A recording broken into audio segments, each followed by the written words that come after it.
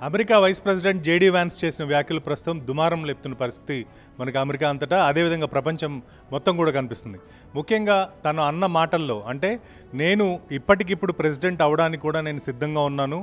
గత 200 రోజులు ఏదైతే నేను ఆఫీస్లో పనిచేశానో ఆ అనుభవంతో అతి చిన్న వయసులోనే నేను ప్రెసిడెంట్ అవడానికి అన్ని విధాలా అర్హుడు అని చెప్తూనే మరోవైపు ట్రంప్ ఆరోగ్యంగా ఉండాలి, ఆరోగ్యపరంగా ఎవరు గ్యారంటీ ఇవ్వలేరు, ఒకవేళ అలాంటి పరిస్థితులు ఏమైనా వస్తే నేను సిద్ధంగా ఉన్నాను అని చెప్పడమే నా ఉద్దేశం అని చెప్పి చాలా క్లియర్గా చెప్పడం జరిగింది.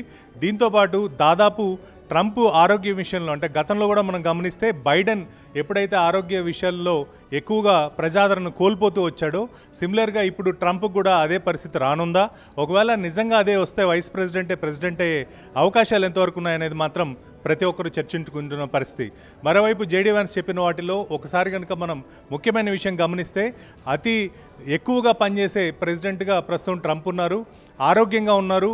రాబోయే టర్మ్ మొత్తం కూడా తను ఆరోగ్యంగా ఉండాలి, సంపూర్ణంగా ఈ 4 సంవత్సరాలు కూడా తనే ప్రెసిడెంట్గా ఉండాలని చెప్తూనే ఏదైనా విపత్కర పరిస్థితులు వస్తే నేను సిద్ధంగా ఉన్నాను అని తనను తాను ప్రకటించుకోవడం మాత్రం ఒక విధంగా మొత్తం మీద ఒక చర్చ కింద మారినట్టుగా మనం గమనించవచ్చు.